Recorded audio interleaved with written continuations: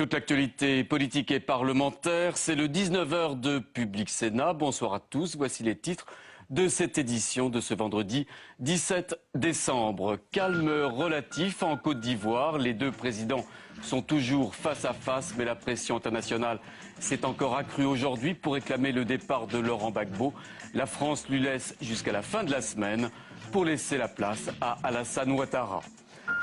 Sommet de crise à Bruxelles, sous fond de tumulte monétaire européen, un fonds de secours a été mis en place, mais les marchés restent à l'affût. Sortir de la zone euro serait irresponsable, estime aujourd'hui Nicolas Sarkozy. C'est un officier du 2e régiment de génie qui a été tué en Afghanistan. On l'a appris cet après-midi. C'est le 51e soldat français mort en opération depuis le début de l'intervention alliée à la fin des années 2001. Laurent Gbagbo désormais seul contre tous. Toute cette journée, la pression internationale n'a cessé de s'accentuer pour réclamer le départ de l'ancien président ivoirien. Ban Ki-moon, le secrétaire général de l'ONU, estime aujourd'hui que le maintien de Gbagbo mène, je le cite, à une parodie de démocratie. Les États-Unis lui laissent un temps limité pour laisser sa place à Alassane Ouattara. Et en marge du sommet européen de Bruxelles, Nicolas Sarkozy n'a pas mâché ses mots. C'est bien un ultimatum qu'a lancé aujourd'hui la France à Laurent Gbagbo.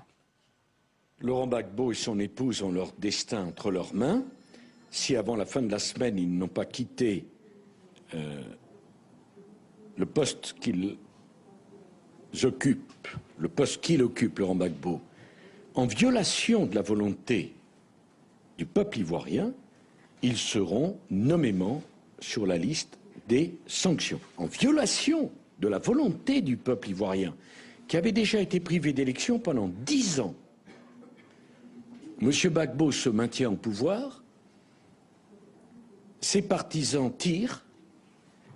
Il y a eu, on ne sait pas le nombre de morts, mais il y a eu des morts dans les rues d'Abidjan hier. C'est un scandale.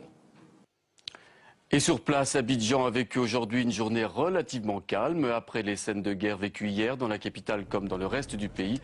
Il y a quelques instants, Jean-Marie Bey était en contact avec Emmanuel Leclerc sur place. Quelle est l'ambiance ce soir dans la capitale ivoirienne ?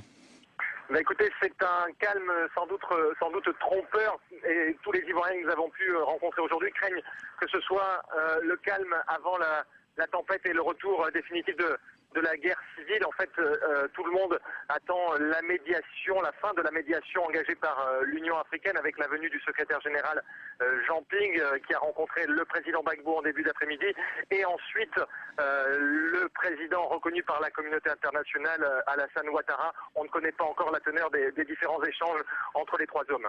On parle surtout d'Abidjan, mais quelle est la situation à l'intérieur du pays ?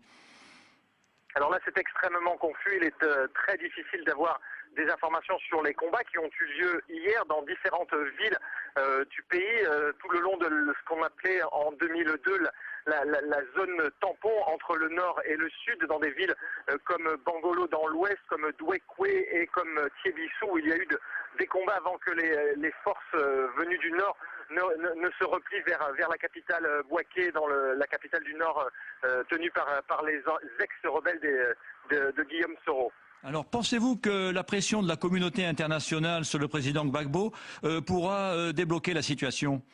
Alors là, c'est toute la question que se posent les Ivoiriens ici. On attend évidemment d'en voir le résultat. Il y a eu des pressions très fortes du côté américain. Et puis cet après-midi, avec les déclarations du président français Nicolas Sarkozy, une Ivoirienne me confiait tout à l'heure qu'elle avait l'impression que c'était comme, vous savez, le pic d'une brochette et que cela n'aura pas forcément beaucoup de conséquences sur le président sortant ivoirien. Quand on voit ce qui s'est passé hier et l'intensité de la répression sur les manifestations publiques autour de la télévision ivoirienne et également dans les quartiers populaires.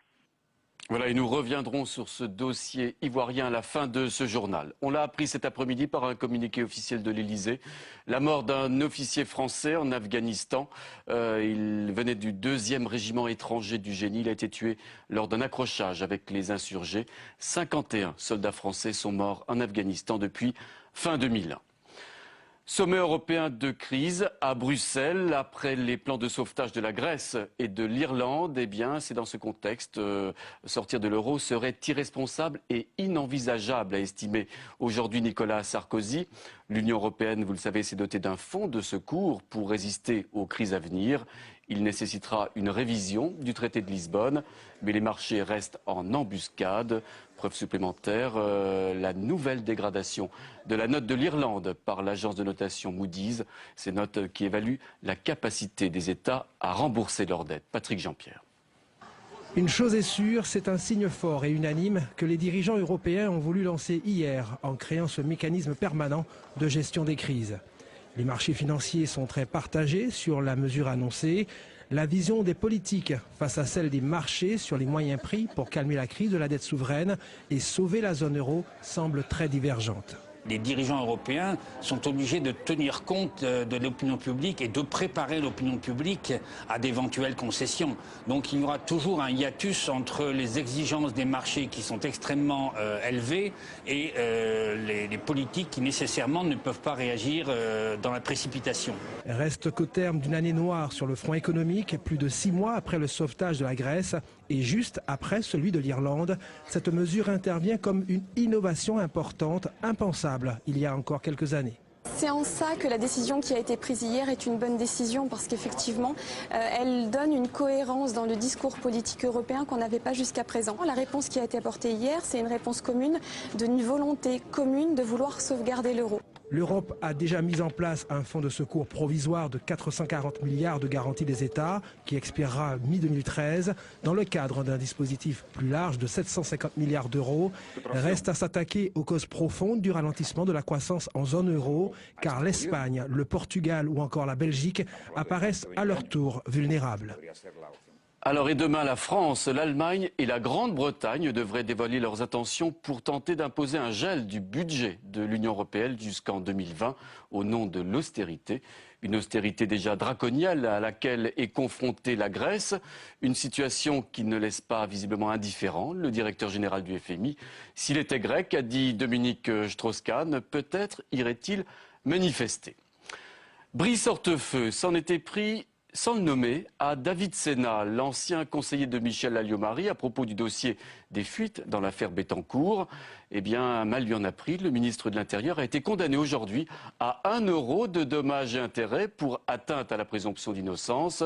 Brice Hortefeux devrait faire appel de cette décision.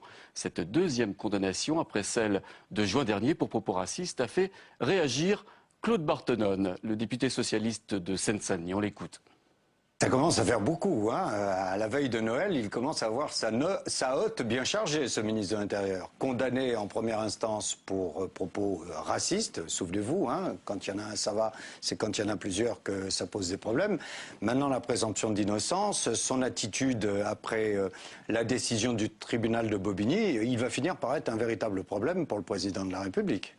Voilà, et d'ailleurs Benoît Hamon pour le Parti Socialiste demande ce soir la démission du ministre de l'Intérieur. Claude Barthelone, que vous venez d'entendre, était l'invité de Parlement Hebdo, une émission que vous pourrez suivre ce soir à partir de 20h.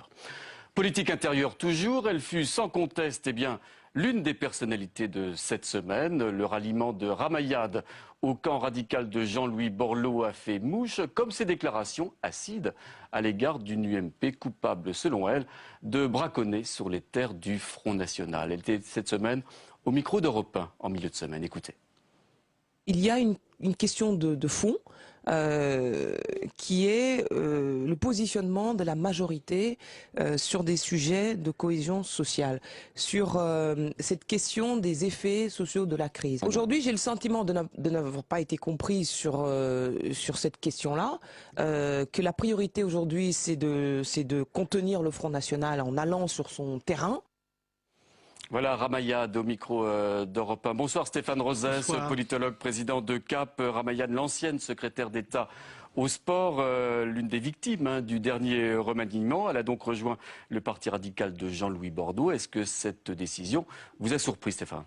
Eh bien, en tout cas, ça montre l'intelligence politique de Ramayad et sans doute une certaine finesse tactique. Elle rentre dans la troisième période de sa carrière. La première, c'était une des ministres de la diversité. Mais elle a construit sa popularité par une grande capacité à la fois à être aux côtés de Nicolas Sarkozy dans le discours et les proclamations, mais à s'en distinguer sur des points suffisamment essentiels pour que les Français, au travers de sa personne, envoient également des messages à Nicolas Sarkozy. C'est un petit jeu qui a duré, qui a survécu à un remaniement, mais qui n'a pas survécu au dernier remaniement. Et là, elle rentre dans la troisième période où elle joue la sécurité en allant chez Jean-Louis Borloo. Alors évidemment, en termes de communication, elle met en avant les valeurs dont elle est créditée, valeurs humanistes, sociales, et l'idée de la dérive de l'UMP au travers de la personnalité de Jean-François Copé, qui serait plus à droite, et puis surtout, il y a derrière l'épouvantail du discours de Grenoble. Donc elle met en avant des questions de fond, mais il y a aussi, il faut bien le voir, une sécurité quant à sa carrière, car derrière, il y a la question des investitures, il y a le fait de pouvoir peser, elle était trop isolée, il fallait se mettre dans le giron de Jean-Louis Borloo. Alors, mine de rien, Stéphane, c'est un soutien de plus pour Jean-Louis Borloo. Ce matin, Fadela Amara se disait prête également à intégrer cette future écurie de Jean-Louis Borloo. Est-ce que ces soutiens viennent à point pour le président du Parti radical, dans la perspective, bien entendu, de la présidentielle de 2012 ? Oui, bien sûr, Jean-Louis Borloo commence à fédérer à la fois ceux qui ne sont plus en situation, qui peuvent être un peu déçus, aigris, mais également cette galaxie centriste. Jean-Louis Borloo est en train de manger son pain blanc. Il bénéficie à la fois des mécontentements, des espoirs et des volontés de rééquilibrage sincère de la majorité vers le centrisme. Mais il arrivera un moment où il devra se déterminer. Soit il est celui qui calme les ardeurs et les velléités pour aller à la présidentielle, et donc il négocie et il pèse sur les cours des choses de la présidentielle de Nicolas Sarkozy et au sein de l'UMP, soit il franchit le Rubicon, mais là ça veut dire une personnalité capable d'aller à la bataille, un peu face, en tout cas contre la volonté première de Nicolas Sarkozy. Quelque chose me dit, Stéphane Rosès, que nous aurons largement l'occasion de revenir sur l'ensemble de ces sujets. Merci beaucoup. Merci. Les menaces de François Baroin et les arguments de Philippe Marini n'y ont rien fait. Les sénateurs, de droite comme de gauche, ont finalement maintenu aujourd'hui les restrictions d'achat de tabac à l'étranger. Les buralistes frontaliers respirent beaucoup mieux ce soir. Margot Brio. Le gouvernement y était favorable, les députés hostiles. Finalement, les sénateurs ont tranché. Les Français ne pourront pas introduire sur le territoire national autant de cartouches de cigarettes qu'ils le souhaitent. Seulement 5 cartouches. Tout banc politique confondu, ils ont repoussé l'amendement de Philippe Marini qui supprimait ces restrictions. Un amendement qui voulait mettre la France en conformité avec le droit communautaire et son principe de libre circulation. Le droit, c'est le droit, et le droit communautaire, c'est le droit communautaire. Il convient de se mettre en conformité. Et les règles françaises en matière de détention et de circulation des produits du tabac ne sauraient faire exception. Mais le souci de la santé publique aura davantage pesé que la Commission européenne. Ce n'est pas la première fois que la Commission européenne et que l'Europe prend un certain nombre de décisions qui nous paraissent, nous, en tant que citoyens et en tant que parlementaires, complètement aberrantes en termes de santé. Le ministre du Budget a prévenu. La France s'expose à des sanctions de l'Europe. Que va-t-il se passer, et non pas dans un horizon lointain à un siècle, dans un horizon court à 10 mois? À l'automne prochain, la France est condamnée à verser une amende et il n'y aura plus aucun compromis possible avec la Commission, c'est-à-dire la libération complète du marché. Des menaces en vain, l'amendement a été rejeté, à la plus grande joie sans doute des anti-tabac et des buralistes. Bonsoir Tam Tranui. Bonsoir Pierre-Henri. Alors on le voit avec ce sujet, il se passe toujours quelque chose au Sénat et ce fut le cas en tout cas aussi mercredi au petit matin dans des conditions très discrètes et sur un sujet qui risque finalement de faire couler pas mal d'encre.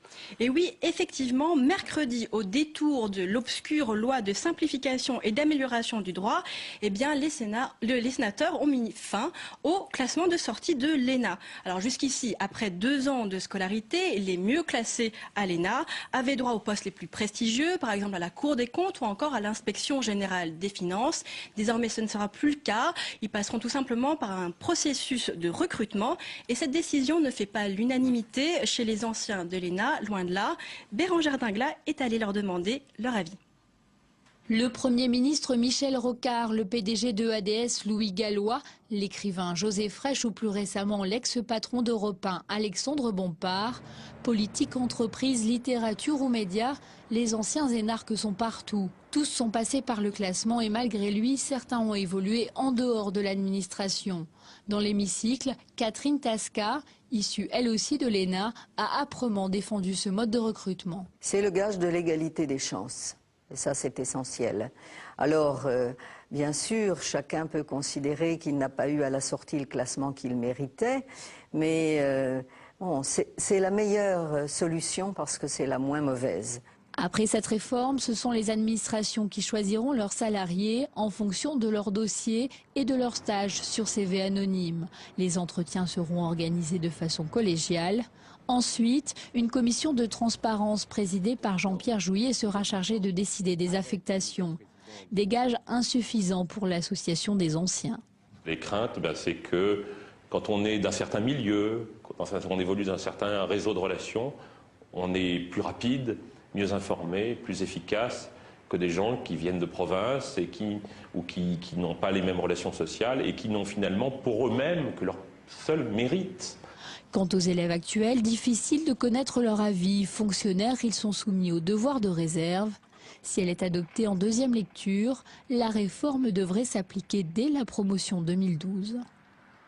Et dans l'hémicycle d'ailleurs, il y a eu des désaccords, et des désaccords qui n'ont pas du tout respecté le clivage gauche-droite habituel. Par exemple, le président de la Commission des Affaires étrangères au Sénat, l'UMP Jocelyn de Rohan, a parlé de soupçons de favoritisme et de cooptation. Bon, il faut dire aussi que c'est un symbole gaulliste que cette histoire de classement à l'ENA. Il se demande d'ailleurs s'il va falloir être sympathisant d'un club ou bien encore d'un parti pour pouvoir se faire bien voir du recruteur. Même son de cloche du côté des socialistes, par exemple le sénateur Jean-Pierre Sueur, sénateur du Loiret, de son côté, lui, il a estimé que le classement c'est encore le moins mauvais des systèmes, puisqu'au moins il permet d'échapper à l'arbitraire et à la connivence. Et donc pour les détracteurs de cette mesure, on l'a entendu dans le sujet, cette fois-ci la porte est ouverte aux privilèges, notamment parce que les Parisiens vont être favorisés. En tout cas, cette mesure signe la fin d'un symbole républicain et elle a été votée, comme vous le disiez, de manière assez discrète et de guerre lasse au petit matin ce mercredi. En revanche, Tam, c'est presque en grande pompe avec tambour, avec trompette qu'ont été votées et présentées à la presse les nouvelles mesures concernant les retraites des parlementaires, les retraites des sénateurs. Et oui, absolument. Alors, communiqué de presse, conférence de presse, intervention des questeurs, intervention du président du Sénat, Gérard Larcher, il fallait que ça se sache, la double cotisation, c'est fini. Alors jusqu'ici, les sénateurs cotisaient 2 fois plus vite qu'un salarié normal. Désormais, ils vont être alignés tout simplement sur le régime général.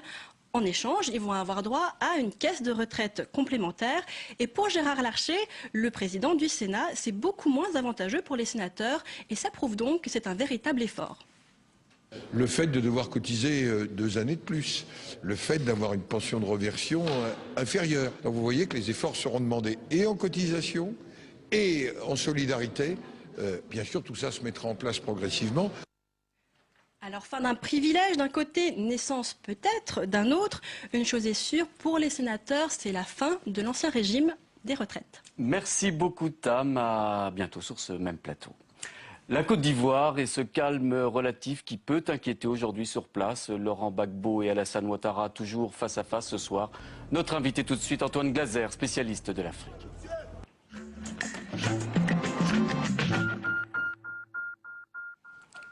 Bonsoir Antoine Glaser, je le disais, un calme relatif aujourd'hui par rapport en tout cas à la journée sanglante que la Côte d'Ivoire a vécue hier, que ce soit à Abidjan ou même dans l'intérieur du pays. Est-ce que ce calme relatif, je le disais, est inquiétant ce soir ? Oui, il ne faut pas croire que ça s'arrête là. C'est vrai qu'Alassane Ouattara finalement a fait descendre ses partisans dans la rue. Quelque part, il n'avait pas le choix, il était complètement bunkérisé à l'hôtel du Golfe, qui est, je veux dire, ses détracteurs parlaient de la républicaine, ça veut dire le président élu, finalement, se trouve avec son gouvernement et son Premier ministre complètement coincé dans un hôtel d'Abidjan. En face, avait le président sortant, Laurent Gbagbo, qui a l'armée, qui a toujours un coup d'avance, qui sort des jokers comme le Conseil constitutionnel.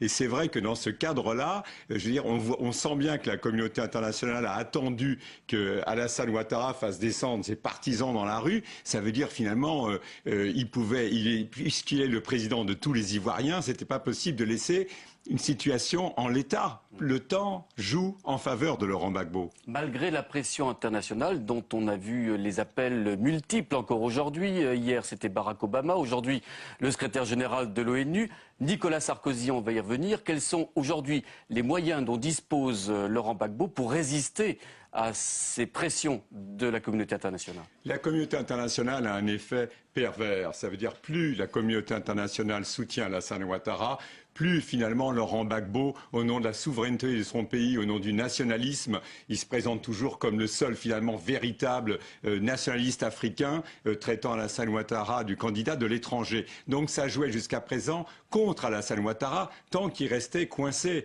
Mais c'est vrai que comme il y a eu maintenant cet affrontement et finalement cette répression contre les partisans du président élu Alassane Ouattara, on voit qu'il y a une sorte de retenue de la communauté internationale qui se libère. En même temps, cette fameuse, on dit communauté internationale, et surtout, ce qui est très important, c'est l'Union africaine. C'est pas simplement les Nations Unies et tout ça, comme le disait partisans de Laurent Gbagbo, c'est quand même l'ensemble de l'Union africaine, l'ensemble de la CEDEAO, ça veut dire des pays voisins qui soutiennent Alassane Ouattara. Donc je veux dire, ça, la seule chose de la communauté internationale, c'est vraiment la caisse, c'est le nerf de la guerre.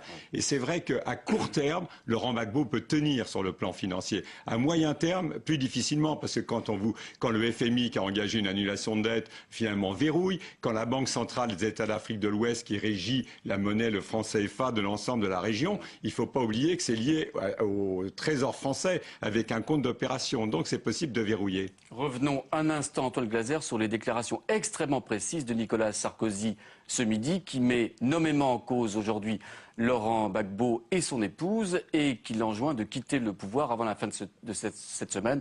Nous sommes guère que vendredi soir. C'est vrai, mais jusqu'à présent, on avait l'impression que la France était un petit peu en retrait derrière les Nations Unies, derrière en particulier aussi les Américains, et Barack Obama paraissait vraiment en flèche en disant Laurent Gbagbo doit partir. La France ne tenait pas dans un premier temps à ce que Laurent Gbagbo soit cité dans les personnalités sanctionnées. Maintenant, on est son entourage. On sent, j'ai l'impression moi que finalement le fait qu'il y ait eu cette répression hier sur les partisans d'Alassane Ouattara, ça a libéré un peu Nicolas Sarkozy qui maintenant il va, qui dit carrément, et s'il cite la femme, s'il cite Simone Gbagbo, c'est pas hasard, parce que c'est vrai que c'est l'aile dure, c'est l'aile radicale, c'est l'aile la plus nationaliste dans le couple Gbagbo. Alors on évoque des sanctions, Nicolas Sarkozy l'a encore fait ce midi. Quelles peuvent être ces sanctions? C'est des sanctions nominatives financières sur des comptes bancaires de Gbagbo et de son entourage? De voyager, pas de visa, gel de leurs avoirs, mais très franchement, c'est vraiment du moyen terme. À court terme, on voit bien que Laurent Gbagbo, encore une fois, pour l'instant, c'est lui qui tient Abidjan. Et au contraire, encore une fois, c'est pernicieux, c'est l'histoire de plus il y a de pression extérieure dans ce pays, plus finalement il peut y avoir de flambées nationalistes. Et il y a quand même 15 000 Français qui sont à Abidjan. C'est pour ça que déjà le ministre de la Défense, Michel Alliot-Marie, mais aussi des Affaires étrangères, Alain Juppé, ont déjà dit, voilà, il peut y avoir aussi une évacuation des Français de Côte d'Ivoire. Et on est prêt à évacuer les ressortissants français.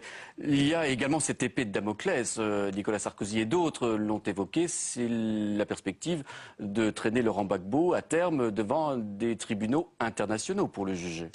Oui, mais encore une fois, c'est-à-dire quand on rentre dans la même logique. Quand vous êtes à Abidjan, quand vous êtes dans la tête de Laurent Gbagbo qui a résisté déjà à l'ancien président Houphouët-Boigny, à Jacques Chirac au sommet Kléber 2003 qui voulait le transformer en reine d'Angleterre, je peux vous assurer qu'au niveau du continent africain, toutes ces pressions extérieures finalement ne le font que le renforcer, au moins aux yeux de ses partisans. Ces sanctions sont liées plutôt à son deuxième ou troisième cercle et une partie de l'armée, à un moment donné, qui pourrait un peu se désister des officiers supérieurs. Cette armée, justement, elle est fidèle à Laurent Gbagbo aujourd'hui? Oui, parce que Laurent Gbagbo, il a notamment un commandement des opérations spéciales Ségos qui tiennent complètement Abidjan. C'est de ninjas, des policiers extrêmement armés et contrôlés. Et encore, les miliciens ne sont pas encore descendus, les miliciens patriotes de Laurent Gbagbo ne sont pas descendus dans la rue. Donc, encore une fois, il a déjà préparé toute intervention extérieure et aussi intérieure. Mais compte tenu de la situation que vous nous décrivez, qu'est-ce qui va se passer qu'est-ce qui peut se passer dans les jours à venir? Franchement, il n'y a que c'est une affaire ivoiro-ivoirienne. Ça ne viendra que de l'intérieur. C'est vrai que toutes les pressions extérieures peuvent dissuader un certain nombre de gens, je veux dire, qui ne sont pas vraiment des partisans de Laurent Gbagbo, des Ivoiriens, en disant mais bon, il faut qu'on arrête parce que finalement il n'y a pas d'avenir avec le régime de Gbagbo. Mais pour l'instant, franchement, toutes ces pressions ne font que renforcer Laurent Gbagbo. Et vous le rappeliez tout à l'heure opportunément, il y a 15 000 ressortissants français sur place. Finalement, ces ressortissants français, ils penchent vers qui? Vers Laurent Gbagbo ou vers Alassane Ouattara? La vérité, c'est que s'ils avaient la possibilité de voter, ils auraient voté Laurent Gbagbo, parce qu'une façon intelligente, au niveau du business français, Laurent Gbagbo a toujours su préserver les intérêts du business français, tout en se présentant comme l'homme qui dit non à la France sur le plan politique et idéologique. Merci beaucoup Antoine Glaser de vos analyses et de vos éclairages ce soir. Et puis regardez ces images sur l'antenne, regardez ces 3 grâces pour terminer ce journal du peintre Lucas Granac, un chef-d'œuvre de la Renaissance allemande que vous pourrez bientôt admirer au musée du Louvre. Il manquait 1 million d'euros pour l'achat définitif du tableau. 5000 donateurs ont bouclé un budget en un temps record, un magnifique cadeau de Noël, a estimé aujourd'hui le directeur général du Louvre, le président du Louvre, Henri Loirette. Voilà, sur ces images, c'est la fin de cette édition. À suivre l'émission Entre les lignes de chez nos confrères et amis d'LCP Assemblée nationale. Merci de votre fidélité. Très bon week-end à tous.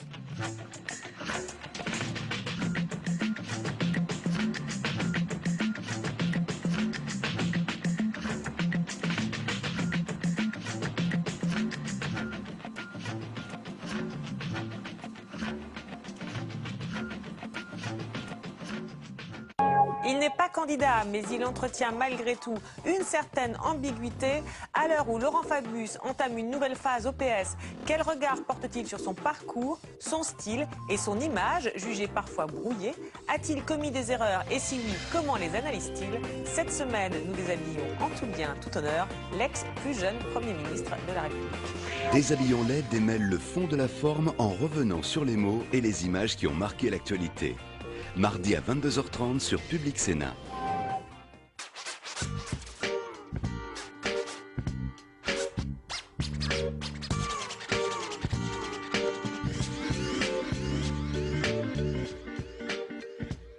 Dans la vallée de la Neste, la sénatrice socialiste Josette Durieux a porté le projet Nest-Floria, un parcours virtuel qui vient compléter la visite des grottes de Gargas, sanctuaire de peinture rupestre vieille de 27 000 ans.